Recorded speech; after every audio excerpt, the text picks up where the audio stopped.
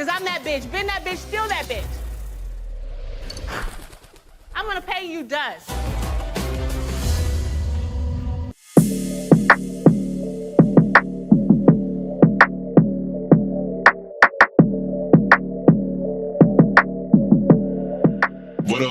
What up, my good people? Welcome back to Kai TV. I am your host, Kai, and today we're gonna get into this latest episode of Real Housewives of Atlanta.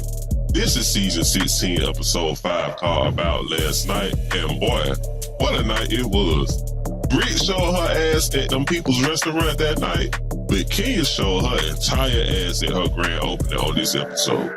And let me go ahead and say, I am thoroughly disappointed in Kenya. We start the episode off when Angela comes over to Shamea's house. Angela thanks Shamea for inviting her over, and Shamea thanks Angela for accepting her apology so that they can move forward. Really and truly, they had beef for no reason, so I'm glad to see that they made up quickly and not let it fester on for too long. Brit then arrives, and when she walked in the door, she said she didn't get any rest last night. Why were you restless, Brit?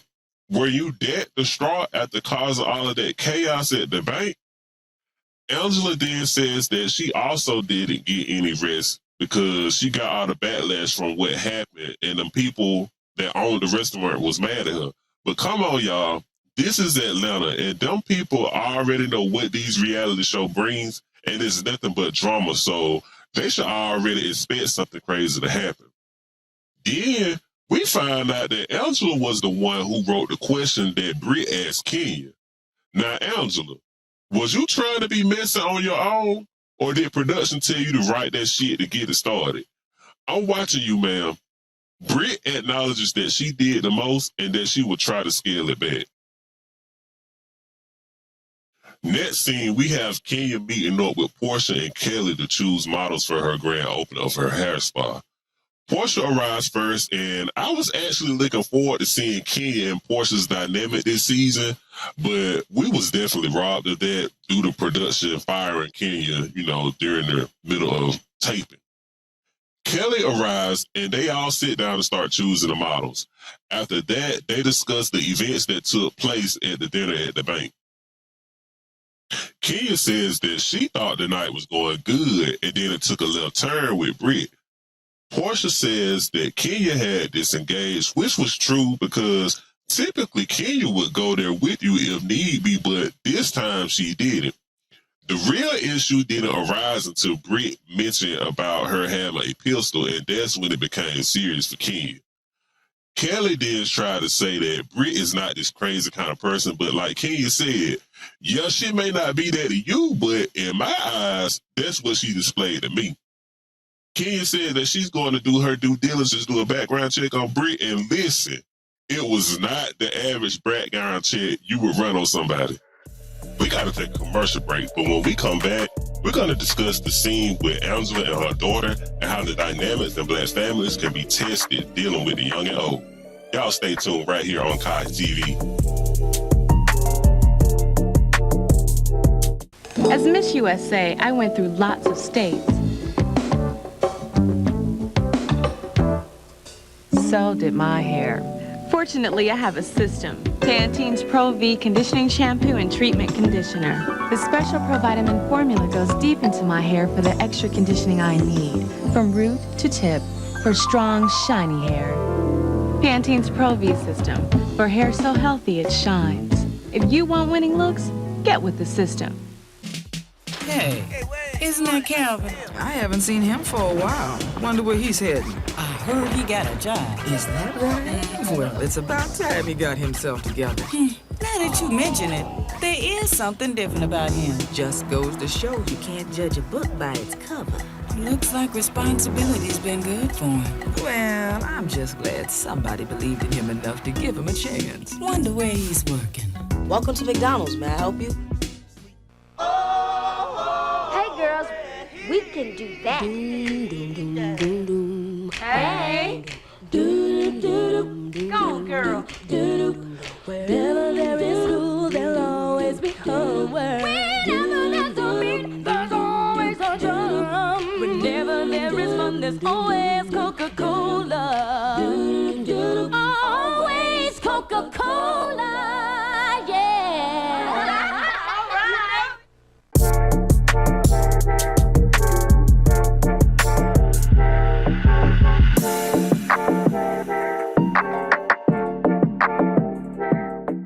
Angela meets up with her daughter Amari, and they sit down and catch up over a cup of coffee.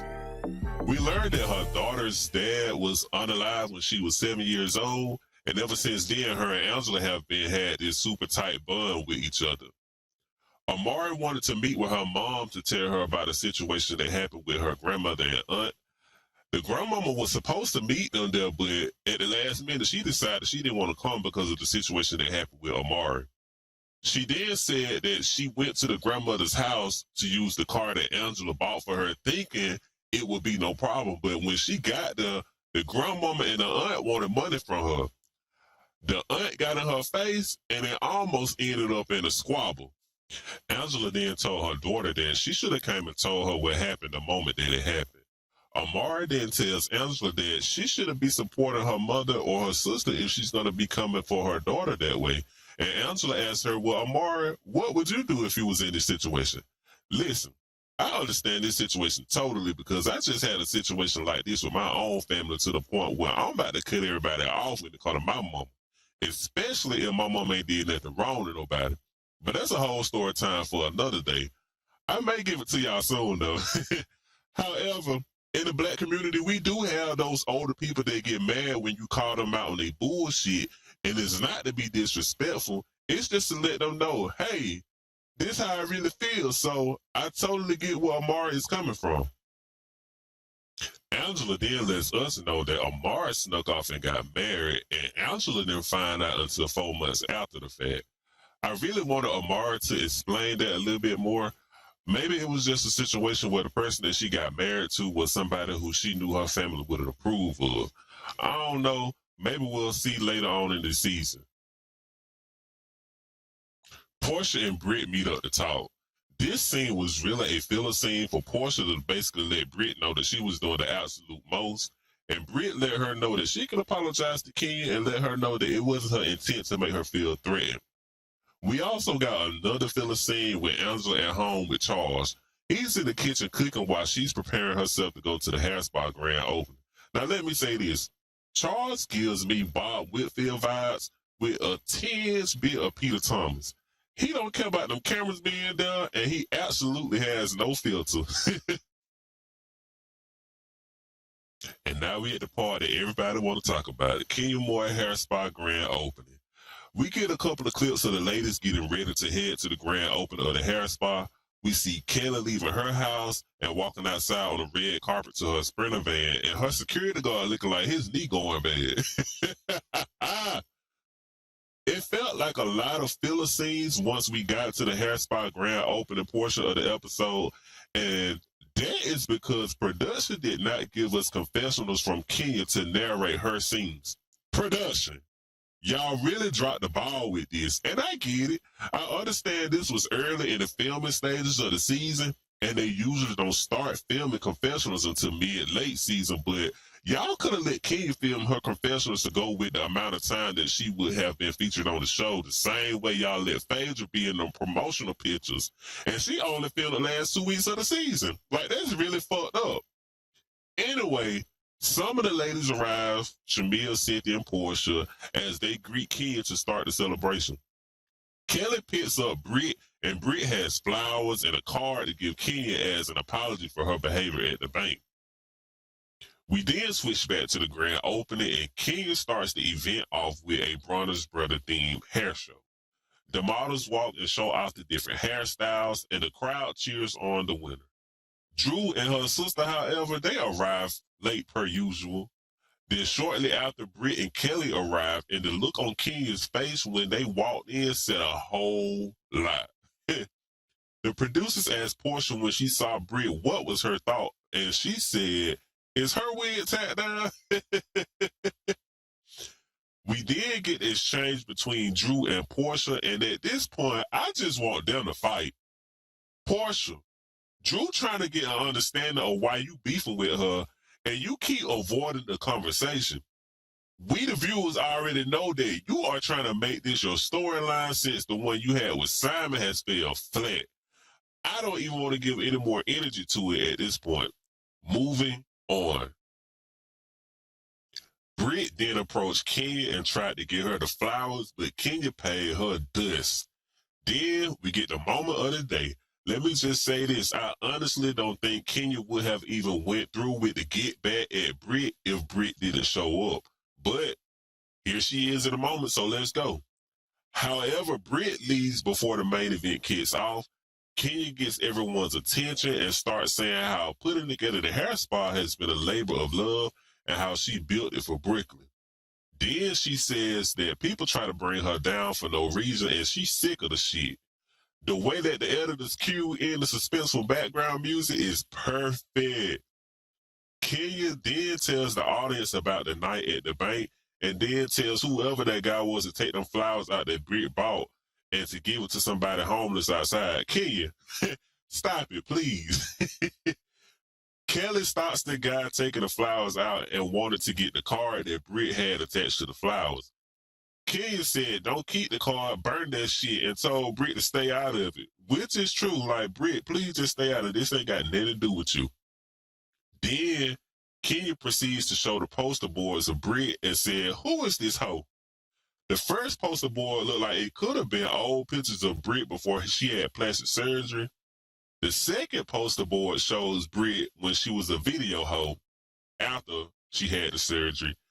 Then Kenya showed that third poster board of Brit allegedly doing what y'all know what she was doing. Y'all is not about to get my newly channel strike by saying it, but y'all already know what that girl was doing in them pictures. Kenya, where the hell you got them pictures from?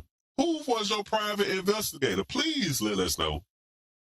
Now, this is what I have to say about all of this. I'm not going to tell nobody what they should do when they're mad because I live by this quote right here. You can't do wrong to somebody and tell them how mad to get. But this was not the way, Kenya. I wouldn't have did this at an event that was for my grand opening of a new business.